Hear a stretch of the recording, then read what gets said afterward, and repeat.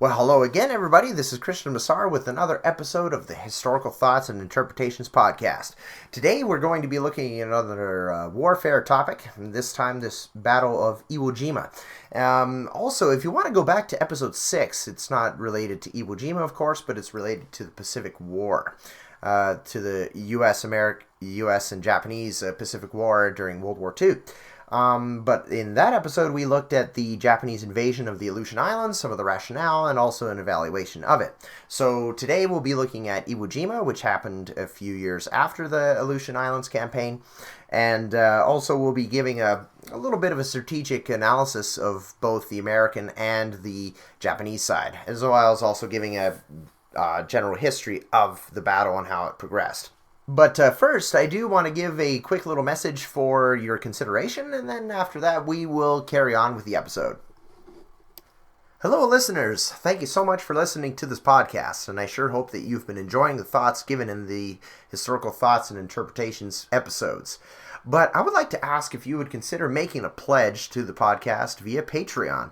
I have many projects in mind for this podcast, and the books, paper, and so on needed to produce the episodes will not be free. Help keep Historical Thoughts flowing so that we can interpret the past and learn from it. You may pledge any amount that you like, and whatever you choose to give will be appreciated. If you would like to donate, go to my Patreon link at patron.podbean.com/historicalthoughts. And again, that's patron.podbean/historicalthoughts. Now, let's get back to the episode. Raising Old Glory on Iwo Jima, taken by Joe Rosenthal, is one of World War II's most iconic photos, if not one of history's most famous photographs. The photograph was taken during the Battle for Iwo Jima, which lasted from February till March of 1945 between the Americans and the Japanese in World War II. Yet, despite the glory of the photo, the battle was very bloody.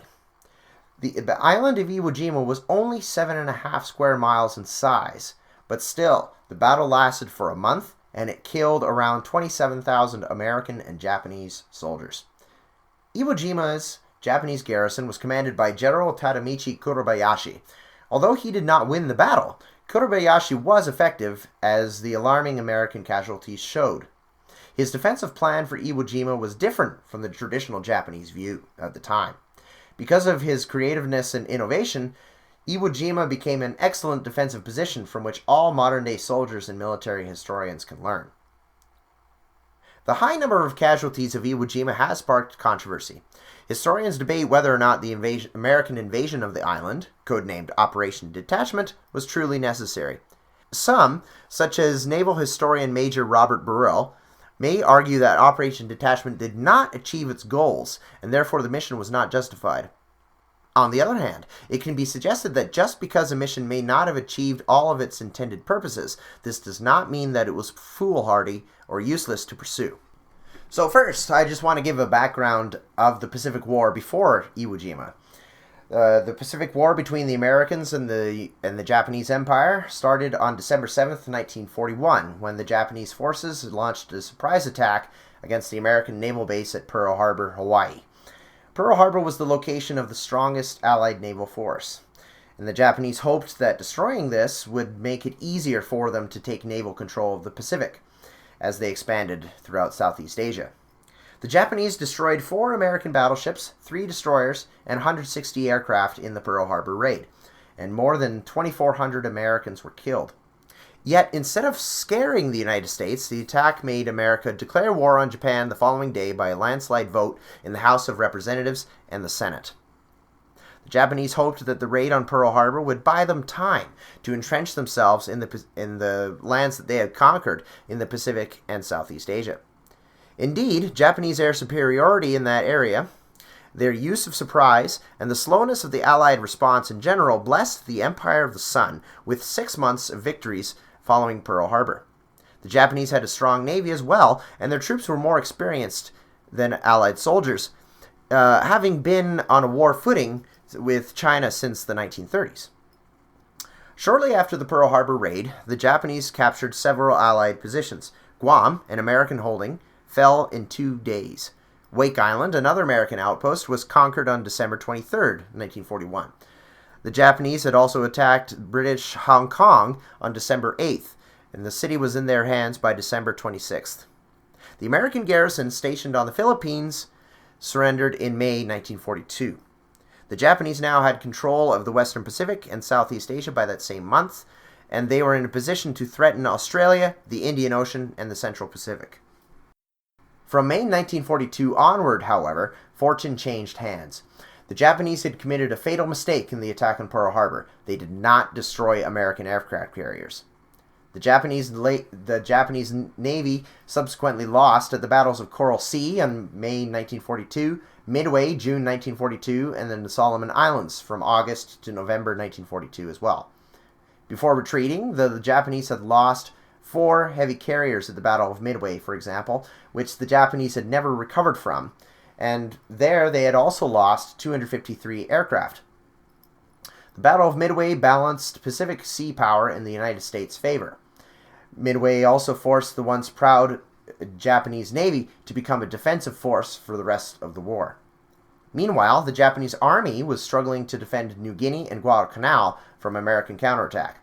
The battle for Guadalcanal started in August 1942, and the island was eventually abandoned in February 1943 because the Japanese feared continuing naval losses. And this was a decisive battle because the Japanese put enormous effort in defending the island, but they eventually lost. This cast doubt on the good reputation of their army. The American Navy, on the flip side, was able to replace the losses it had suffered both at Pearl Harbor and subsequent losses during the war. It was thus able to continue its offensive.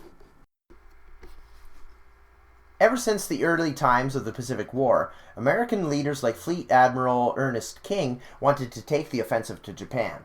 In their minds, it would be best if Admiral Chester Nimitz, who commanded the Pacific Fleet, oversaw this operation. However, Army General Douglas MacArthur, who had tried to defend the Philippines before, was popular. Hence, Nimitz, under Admiral King's supervision, and MacArthur were given shared control of the Pacific War effort.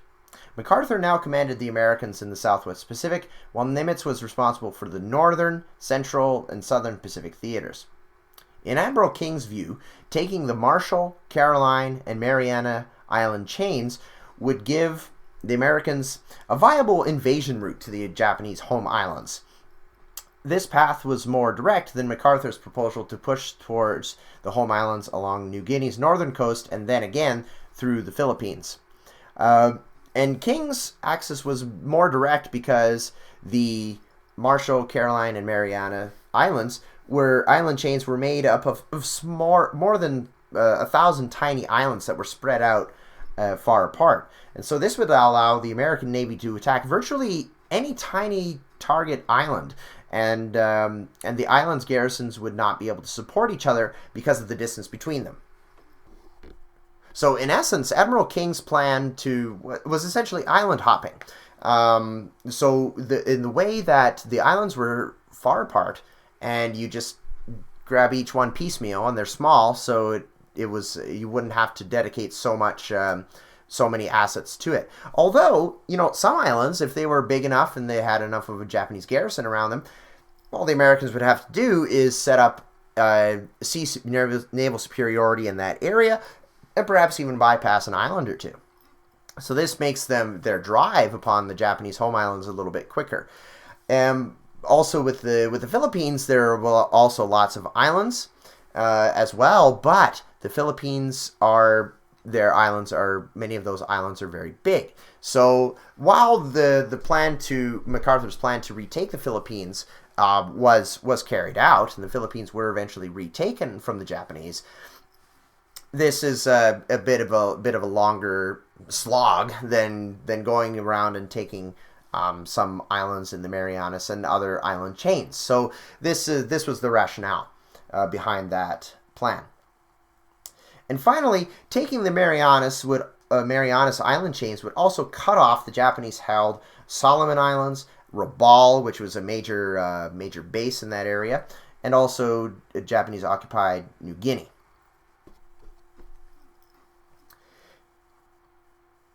So Admiral King's and General MacArthur's proposals were accepted by the Joint Chiefs of Staff in April 1943.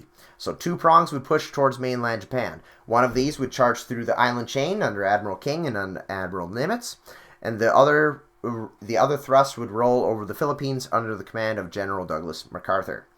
In the meantime, the Japanese suffered more defeats. In 1943, they were defeated on the American Aleutian Islands of Kiska and Attu, and they were also defeated at the Battle of the Bismarck Sea in the Pacific. By now, the Americans were closer to achieving superiority in the Southwest Pacific. In the Central Pacific region, Nimitz began his offensive as well. Tarawa and Macon, part of the Gilbert Islands, were both attacked on November 20th, 1943. After 3 days of bloody fighting, both islands fell to American troops. Nimitz could now launch an offensive against the Marshall Islands, which were to the northwest. The U.S. successfully took control of the Marshalls in February 1944. And finally, the Americans secured the Marianas Islands that summer. At this point, the Japanese Empire had no chance of winning the war. On July 16, 1944, which was 9 days after Saipan and the Marshall Islands was taken, the cabinet of Japanese Premier Tojo Hideki resigned, and with General Koiso Kuniaki taking his place and forming a new government. The Marianas capture by the U.S. had placed the Philippines, one of Japan's oil suppliers, within range of American attack. Even more frightening for the Japanese, the Americans could also bomb the Japanese mainland from the Marianas. All the Americans had to do was make appropriate modifications to the airfields.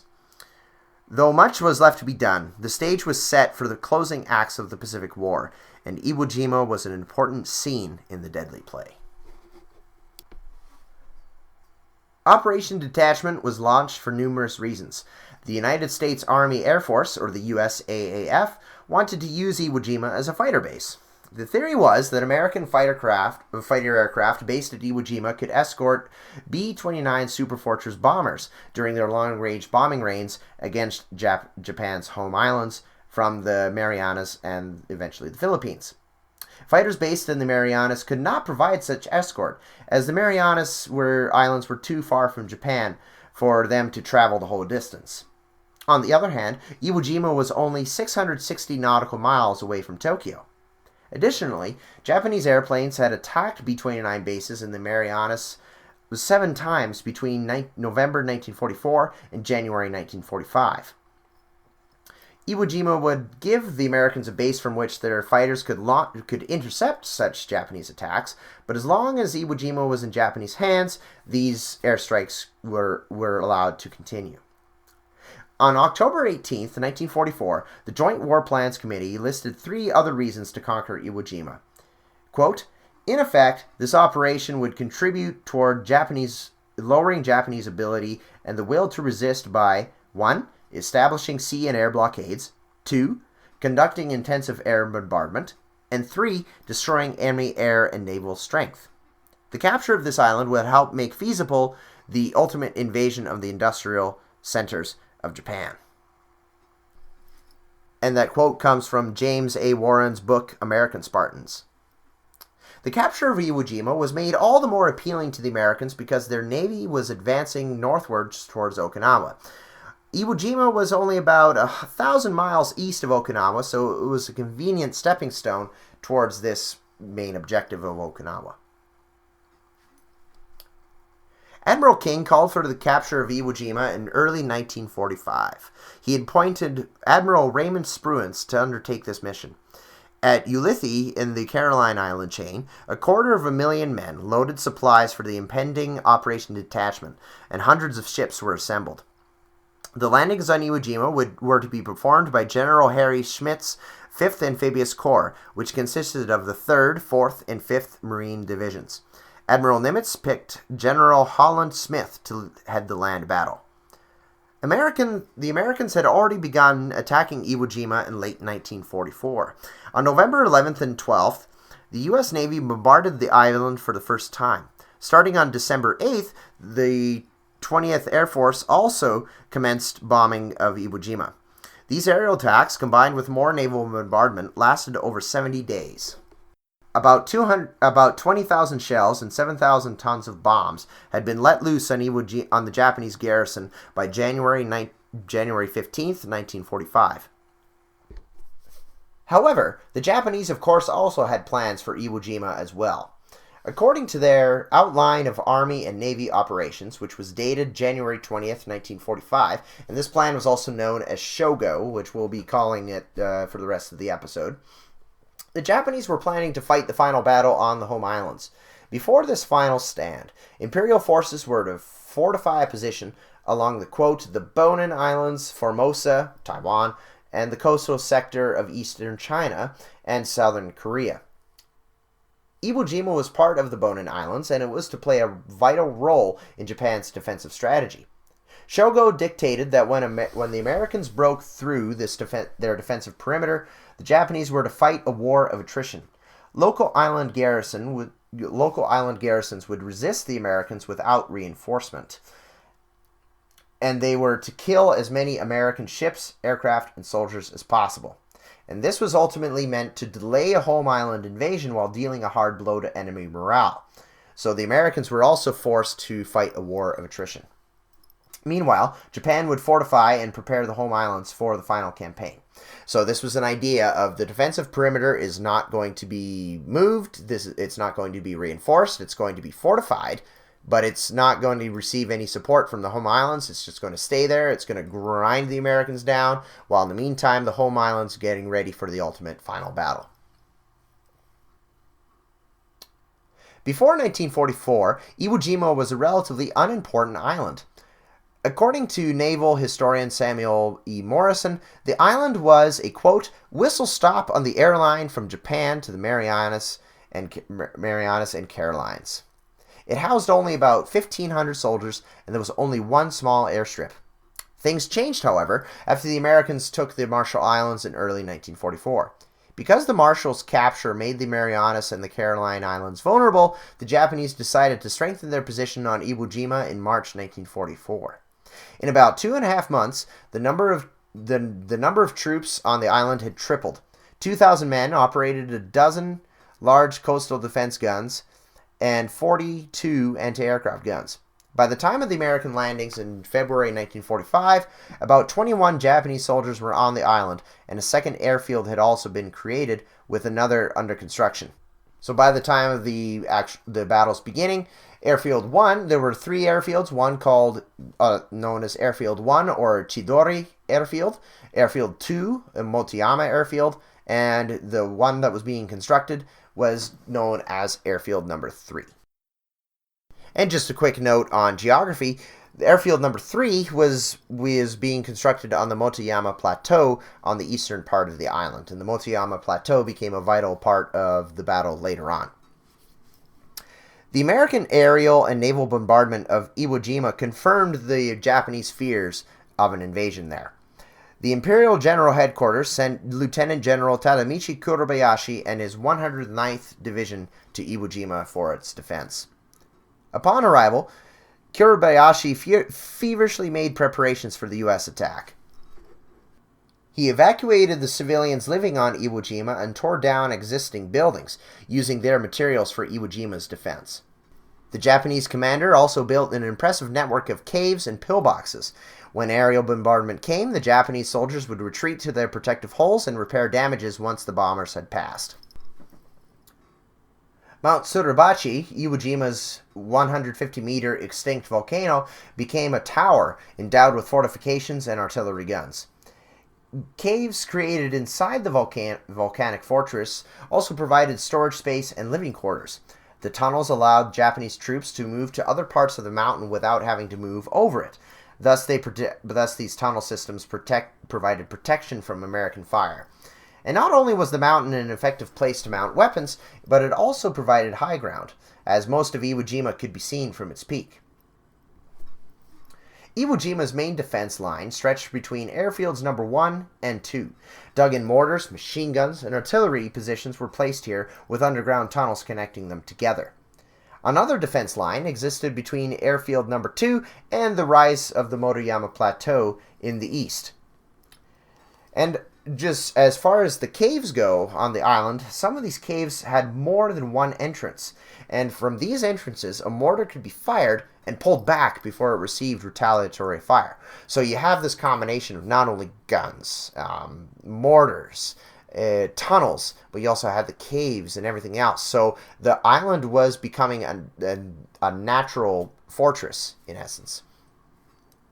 Kurobayashi had turned Iwo Jima into a formidable defensive grid, interlocking fields of crossfire, protected key fortifications, and some installations had concrete walls that were 5 feet thick. A direct hit from a battleship was virtually the Americans' only effective weapon against such installations. The Japanese also hid their defensive positions very well with camouflage, and many times these concealed places were only revealed when they opened fire. Sometimes American troops would pass the defensive stations, and then the Japanese would fire into their backs. The island had become home to an astonishing 16,000 caves and pillboxes. General Kurobayashi was also resourceful, combining the island's natural volcanic ash with cement, which created a superior concrete. The Japanese used this concrete to integrate their pillboxes with the island's natural caves. Wasting nothing, Kurobayashi sometimes buried tanks in pits, exposing only the turret, which could fire upon the enemy. Despite his defensive brilliance, Iwo Jima's commander did not expect to survive the upcoming battle. Kurobayashi and his 21,000 men were alone. There was not going to be sufficient naval, air support from Japan, and this again was consistent with the Japanese Shogo defensive attrition strategy. However, we should note that some submarines were sent to support the island in the battle's beginning stages. Kamikaze airplane attacks also sank the U.S. escort carrier Bismarck C and damaged another, the Saratoga. In general, however, the Japanese did not have enough airplanes, carriers, or pilots to significantly resist the American Navy or offer support to Iwo Jima's garrison. Yet Kurobayashi did not despair, as is evident from his tireless efforts to build up the island's defenses. He was a Japanese commander, thus it's fair to say that his decisions were influenced by Bushido, the old samurai code of honor. And now, I haven't looked at Kurobayashi's logs or diaries for this particular project, so that would be something to look at. But this was, even though the samurai system had been abolished a few decades before World War II, this culture was still evident in banzai charges and kamikaze attacks and so on. And Bushido, which means way of the warrior, taught the Japanese soldier, even by World War II, that surrender was dishonored the emperor, his family, and himself. Bushido disciplined his followers to sacrifice and be courageous. Also, the Japanese government had been indoctrinating its children with respect for the emperor and for nationalism. In the words of Robert Burrell, in his book The Ghosts of Iwo Jima, Japanese soldiers like those on Iwo Jima had been, quote, overdosed with submissiveness to authority and glorification of war, end quote. Also, by the time of the Iwo Jima landings in 1945, the Americans and Japanese had been fighting for a long time. This toughened both sides' resolve and determination. And Kurobayashi appealed to each, quote, inner samurai within his garrison. Despite the difficulties, he ordered his troops to fight until their last breath. Capture was not an option. The general called for a campaign of guerrilla war and infiltration behind American lines on Iwo Jima, and he called upon his soldiers to kill at least 10 Americans before dying. He even gave special badges to soldiers who volunteered to become suicide bombers against American tanks. Kurobayashi also harshly disciplined his troops. Burrell notes that many Japanese on Iwo Jima were untrained recruits, and his staff was somewhat slow, and they were slow to get used to his methods. And one of his commanders criticized him as being, quote, overly obsessed with details. Kurobayashi meticulously inspected his troops and worked with seemingly infinite energy. The garrison met their commander's strictness with resentment and annoyance, but circumstances demanded nothing less from him. Without the possibility for reinforcement and certain defeat, Kurobayashi needed his men to be disciplined. And again, in accordance with Shogo, Kurobayashi wanted to damage and slow down the enemy as much as possible. James Warren notes that Kurobayashi wanted to turn Spruance into Purus. If he caused enough damage, the Japanese commander hoped that he could dissuade the Americans from invading the home islands, or at least making it a lot harder for them. To achieve this, Kurobayashi decided to follow unorthodox inland defenses instead of trying to repel the American invasion at the beaches. Beach defenses did not protect Tarawa and other islands, as the American Navy and other forces were able to just destroy defensive positions with relative ease. Kurobayashi wanted the Americans to land on the beach until they were tightly packed. Then he would open fire on the enemy from the previously mentioned defensive positions. American soldiers would also be caught in artillery, mortar, rocket, and embedded naval and tank gun fire. In fact, American underwater demolition teams had found no mines on the shoreline around the time of the American landings. No obstacles were in place to prevent U.S. landing craft from approaching the beach. Clearly, Kurobayashi was trying to lead the Americans into a trap. Kurobayashi's plan was also unorthodox in that he forbade his soldiers from launching banzai charges. Remember the Bushido we just talked about, the samurai code of honor. And the banzai charge was a product of this ancient samurai tradition. In a banzai, samurai would charge into the enemy in a fury of courage and bravado. And these types of charges were used in World War II, when they were used in Guadalcanal, on the Aleutian Islands, and in other places. So, the banzai was still used, historian Ronald Spector believes, because the Japanese didn't experience this extreme firepower present on Europe's battlefields of World War II. So thus, according to this idea, Japan did not learn from World War I's suicidal charges undertaken by British, German, French, and eventually American troops as well. Kurobayashi, however, knew that Bushido and banzai charges could not stand up to superior weaponry, and even though Iwo Jima's situation was ultimately hopeless, he demanded that his men be practical as much as possible. And there's another point here, too, that banzai charges, they're dangerous and they're terrifying and everything, and they could break an American line, but the problem is that they are tactically impractical in many situations, because the Americans preferred to kill the enemy in groups, and if you have a good defensive position, if you have enough firepower, this is a lot easier to do against a group of enemies charging at you than slowly having to eliminate and grind through and eliminate Japanese positions piecemeal, right? And, in fact, during the Battle of Iwo Jima in early March, one of Kurobayashi's officers disobediently led a banzai charge against the Americans. And for every American killed in this charge, the Japanese had lost many more soldiers than one. So the advantages of American firepower over Japanese warrior spirit, they had been made clear. So sending Kurobayashi to defend Iwo Jima was a good decision.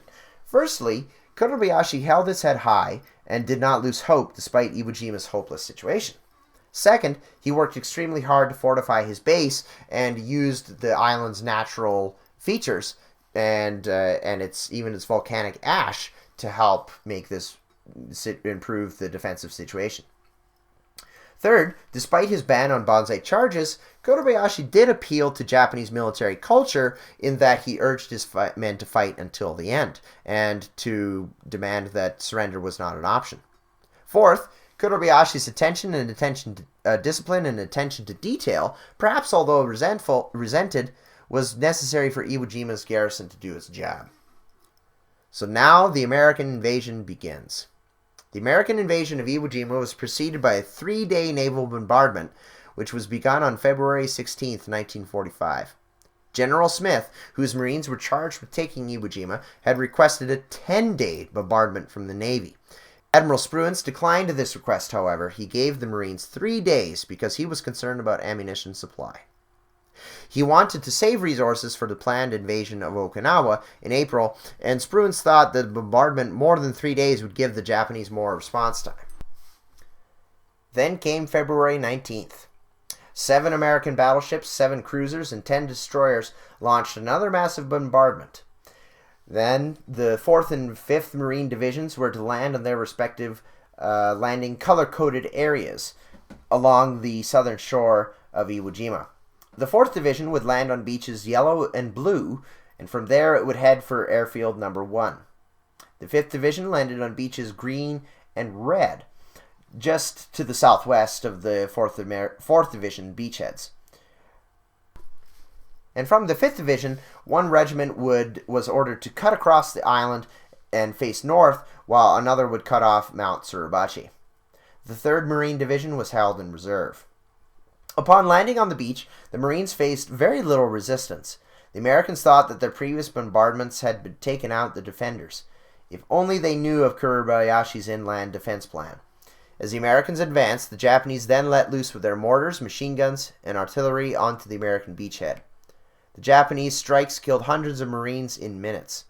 The attack soiled the beach with wreckage, and by 1100 hours, the beach had to be closed because there was so much debris.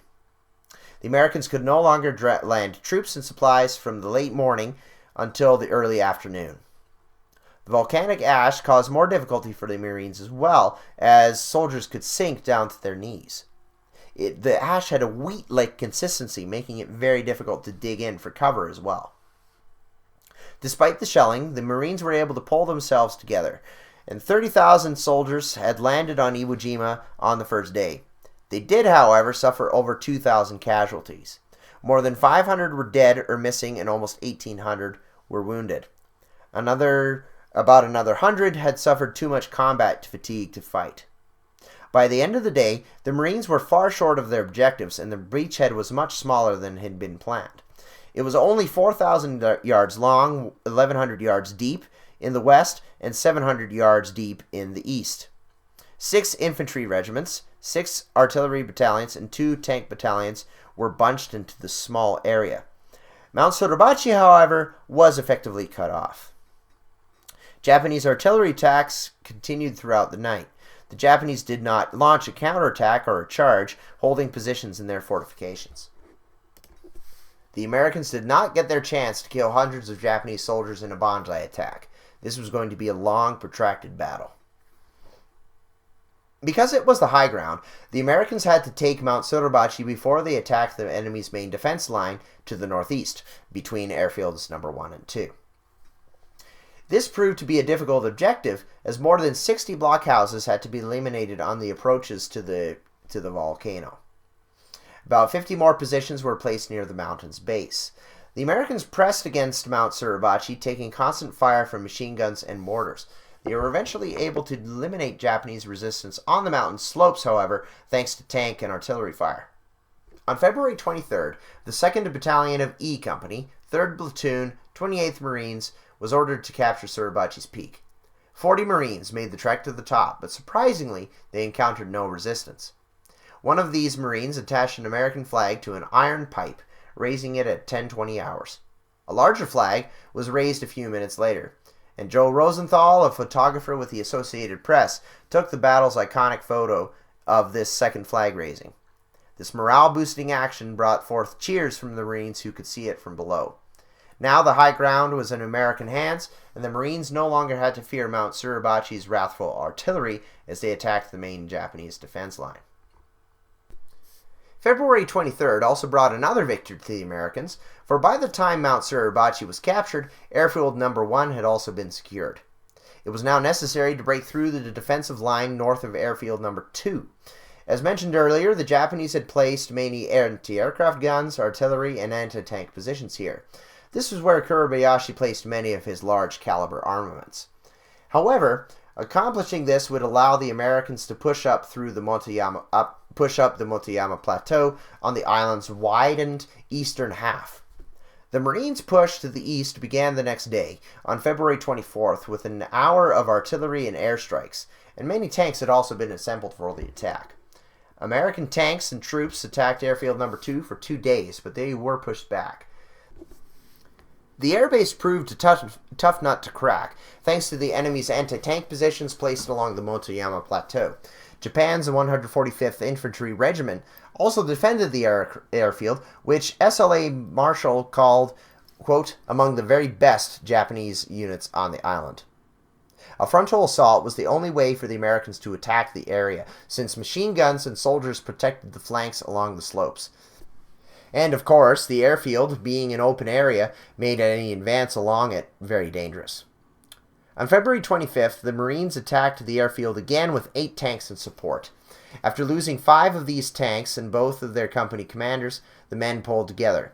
After calling in naval fire upon the ridge, they scrambled up and reached the summit of the Motoyama Plateau. Then the Japanese launched a counterattack, which degraded into bayoneting, clubbing, and strangulation. But the melee was over in about 10 minutes. The Marines had emerged victorious, and they had control of the ridge just before Motoyama Plateau. Now that airfield number 2 was theirs, the Marines had other objectives to the northeast, such as the pleasantly named Meat Grinder. The Meat Grinder consisted of 4 features. And the first of these was Hill 382, which was located just northeast of airfield number 2, housing artillery guns with machine gun support. The second feature on the Meat Grinder was the so-called Turkey Knob, and it was 600 yards southeast of Hill 382. The knob hosted a Japanese communications center, and Iwo Jima's southern parts could also be seen from its summit. To the south, there was a third feature, nicknamed the Amphitheater, a gentle natural depression. Defending this hollow were 5 Japanese infantry, 1 artillery, and 1 engineer battalion. And finally, there was Motoyama Village. The settlement had been destroyed, but the ruins offered excellent cover. With its extensive defensive positions and intimidating geography, all of the Meat Grinder's points had to be captured if the Americans were to make any more significant progress. The 5th Division was assigned to attack the Motoyama Plateau, which included Hills 362A and B and Nishi Ridge as well. The 5th Marine Division pushed forward 300 yards and captured 2 water wells from the Japanese. But by March 10th, it had seized Hills 362B and a small hill north of Nishi Ridge. To support this thrust, General Schmidt had landed his reserve 3rd Marine Division, which also pushed towards the Motoyama village. And this reserve unit was needed because by now the 4th Division's combat effectiveness was at about 60%. The 3rd Division had easier terrain to conquer than did the 5th Division. Despite facing accurate anti-tank fire, the 3rd Division broke through the Japanese defensive line and took the remains of Motoyama village. This was significant because without the village and the nearby central ridge, the enemy could not rain down fire upon the Marines to the south. The 3rd Division then endeavored to capture the unfinished airfield number 3 and reach Iwo Jima's northern coast. These goals were eventually achieved by March 10th. About a week later, the 3rd Division's assigned area was declared secure. On February 25th and 26th, the 4th U.S. Marine Division was ordered to attack the Meat Grinder. The 4th Division captured Hill 382 on March 2nd, but its combat effectiveness was now at only half. This is not surprising, as the Meat Grinder had claimed 500 Marines on the first day of this assault. Yet the division persevered and eventually eliminated all the Meat Grinder's strong points. This was in part thanks to the suicidal action of Japanese Captain Samaji Inurie on March 9th. Inurie was the man mentioned earlier who had disobeyed Kuribayashi's orders about banzai charges. This banzai killed 90 Marines and wounded about 250 more. This charge was wasteful, though, as the Marines killed 800 Japanese soldiers in return, including Inurie. The 4th Division sector was cleared of enemies 9 days later. Kitano Point, located on the northern tip of Iwo Jima, was now the last point of Japanese resistance. The island had been declared secure on March 16th, but Kuribayashi and 1,500 Japanese soldiers remained alive there. From here, they continued fighting from fortifications. The Japanese launched a final attack on March 26th, shortly before dawn. Over 300 men, including sword-toting officers, broke through the American lines. Heavily armed and well-coordinated, these troops attacked the elements of the 7th Army Air Force and Seabee camp, Seabees being naval construction crews. The Japanese killed many of the sleeping pilots, but some Marines and Seabees formed a skirmish line. Then a 3-hour-long melee began. The Americans drove off the Japanese, causing heavy casualties. At least 50 Americans had died in this attack, with many others being wounded. Finally, on March 26th, after over a month of arduous combat, General Harry Schmidt declared Operation Detachment to be finally concluded and called organized resistance on Iwo Jima finished. Small pockets of Japanese resistance still continued, however, but as for Kurobayashi, his body was not identified in the March 26th night attack. It is suspected that he committed suicide in his command post. So, death's account. Iwo Jima cost a horrible amount of lives. According to Richard B. Frank, the American Marines suffered 22,099 casualties. 5,931 of these were killed. The Battle of Iwo Jima accounted for a third of the Marine Corps' total World War II casualties. Morrison claims that as of March 27, 1945, Iwo Jima killed 433 Navy men and left almost 2,000 more wounded. Almost all of the Japanese garrison was killed, and only 1,083 out of over 21,000 survived. So now that we have the battle and how it went and kind of the background up to it, let's give a critical analysis of the American conduct of the battle. Although the Americans emerged from Iwo Jima victorious, their battle plan was plagued with some grave intelligence errors. In early January 1945, Admirals Nimitz and Turner read Japanese documents from the captured Marianas Islands. They calculated Iwo Jima's garrison to be between 13,000 and 14,000 strong, and they were about 10,000 men short in their estimates. This was a fatal error because the Americans calculated the enemy's firepower based on how many soldiers he had. In underestimating the Japanese position on Iwo Jima, they also underestimated the Japanese defenses.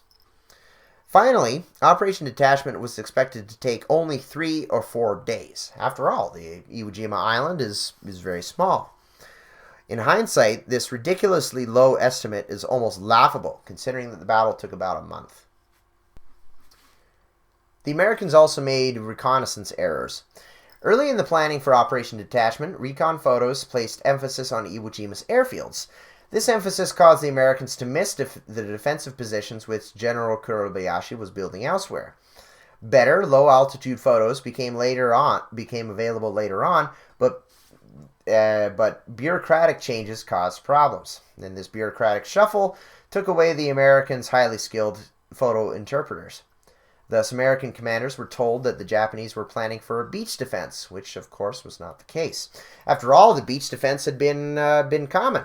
I remember reading that at Peleliu, a previous battle, the Japanese were using a bit more of the inland defenses, but the beach defense was a common Japanese strategy at the time. So when the Americans see the recon photos showing an airfield and not really seeing all of the defensive positions, one could argue that it's understandable why the Americans would think this is the case.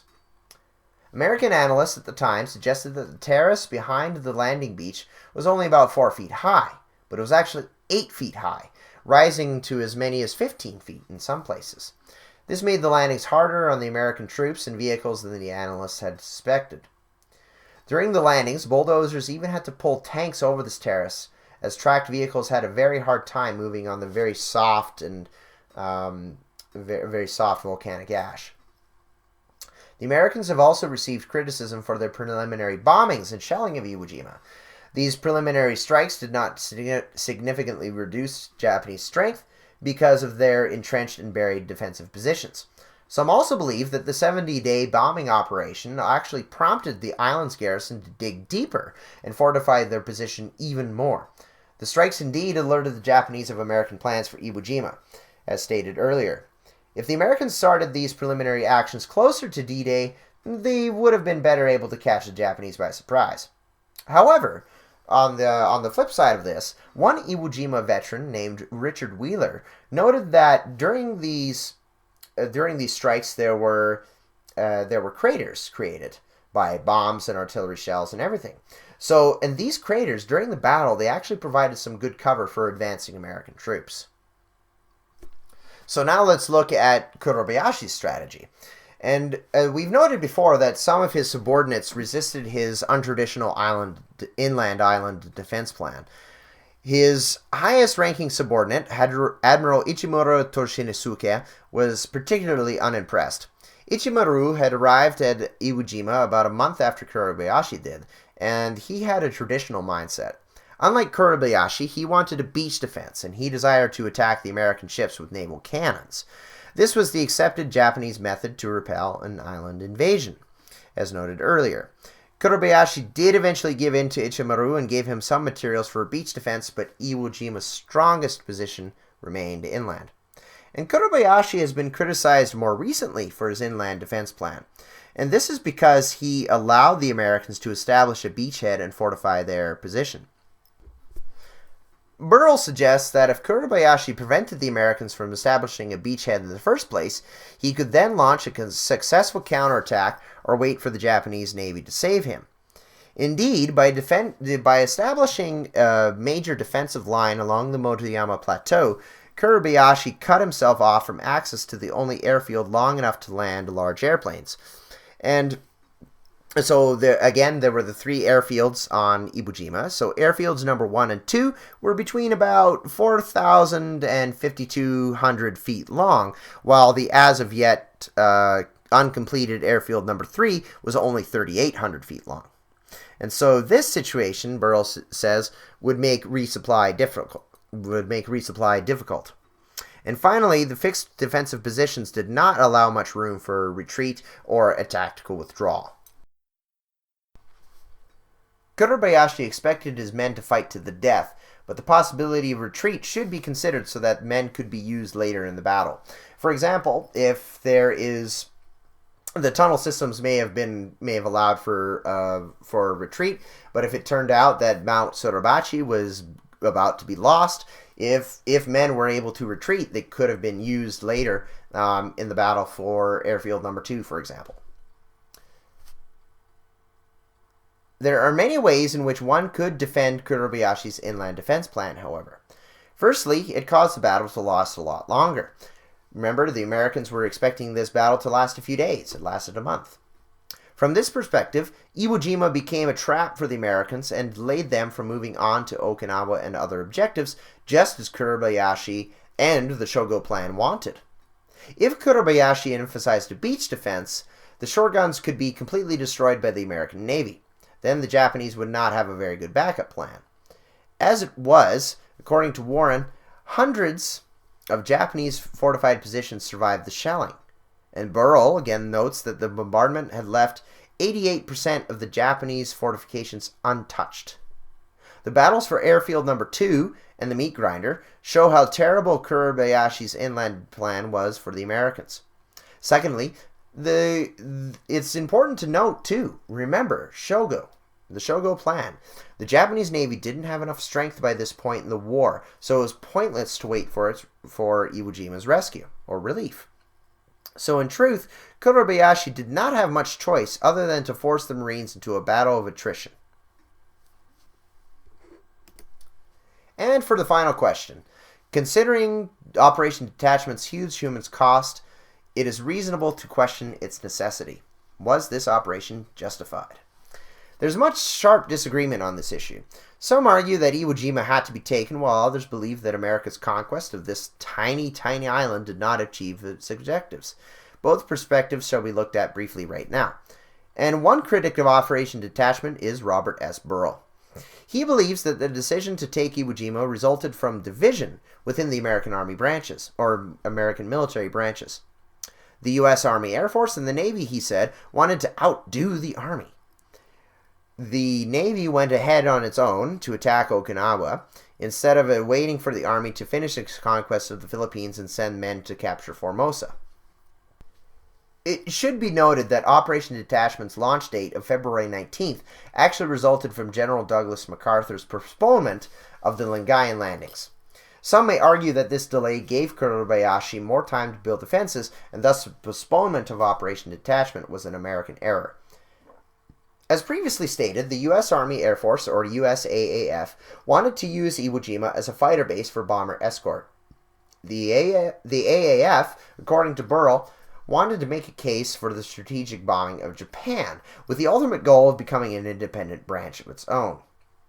And Jerry D. Morlock quotes Burrell saying that the USAAF's plan to have Iwo Jima as a fighter base failed miserably. After the battle was over, the Army Air Force moved over 100 P-51 Mustangs to Iwo Jima.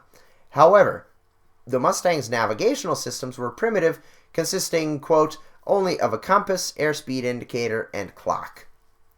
The round trip from Iwo Jima to the Japanese mainland took 9 hours, and strong winds haunted Japan's higher elevations.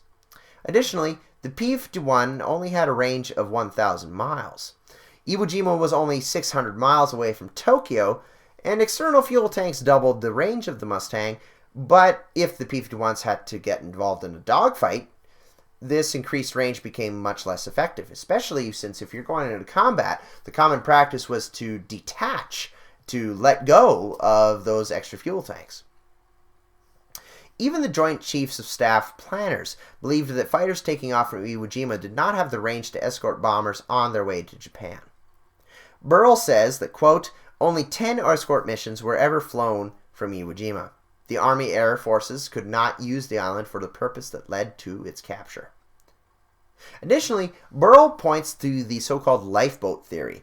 Many have said that Iwo Jima's capture was justified because the island served as an emergency landing base for crippled bombers on their way back from raids on Japan. However, Burrell points out that this justification was not mentioned until September 1945, months after Iwo Jima was declared secure, and even when the war was pretty much over. The USAAF claimed that well over 2,000 B-29 bombers landed on Iwo Jima by the end of the war. The Army Air Force thus claimed that Iwo Jima saved 20,000 airmen since each B-29 carried an 11-man crew. However, Burrell says that this lifeboat theory is, quote, greatly exaggerated. He suggests that the Army Air Force grouped all landings on the island under emergency landings, hence the exaggerated figures. Finally, there's another island in the Bonin Island chain, known as Chichijima. It's about 300 kilometers north of Iwo Jima. And some believe that this would have been a more worthwhile objective than Iwo Jima. Chichijima, unlike Iwo Jima, had a port, which the American Navy could theoretically use later. The Navy thought that Chichijima would best serve their purposes, and in this view, the island offered the best combination as a port and as a fighter-bomber base. Indeed, Iwo Jima was not as good a fighter base as the U.S. Army Air Force would have hoped initially. Yet the benefits of Iwo Jima's airfields cannot be ignored. Remember, too, that one of the ideas of capturing Iwo Jima was to help intercept Japanese raids upon the Marianas.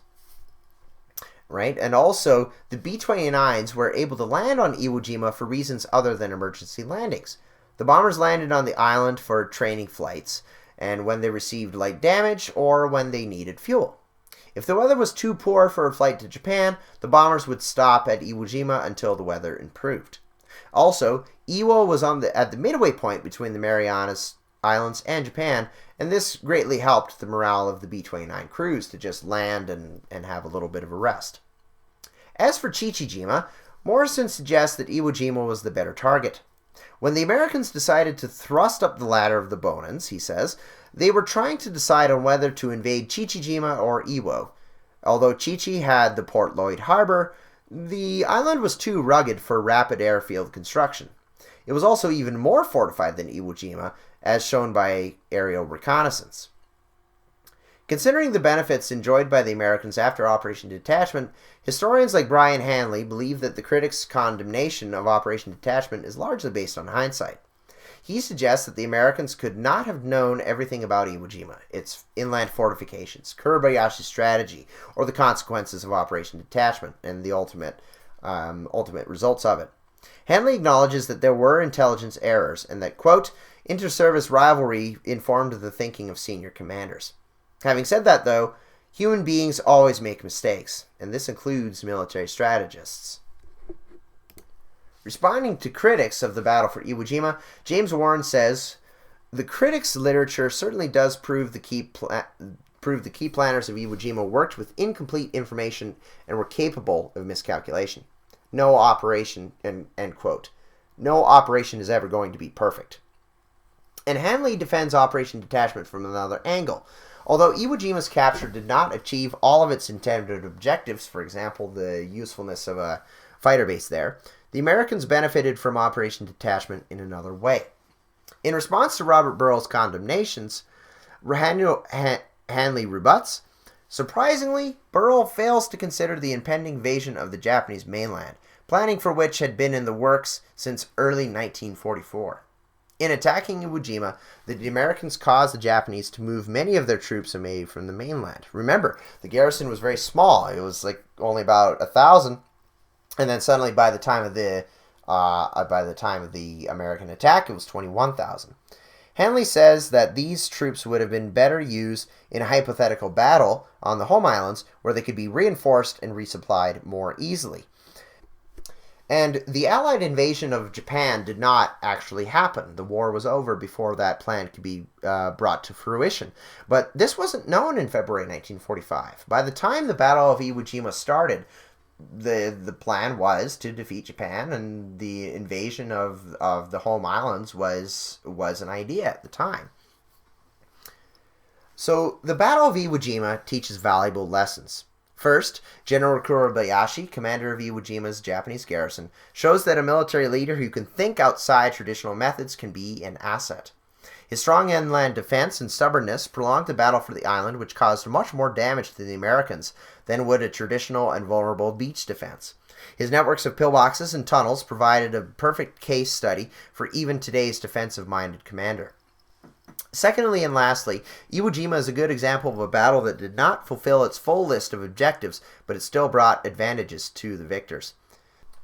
The U.S. Army Air Force's goal of using Iwo as a fighter base did not pan out, yet the island did serve as a landing base, and it took Japanese troops away from preparing for the invasion of the Japanese mainland.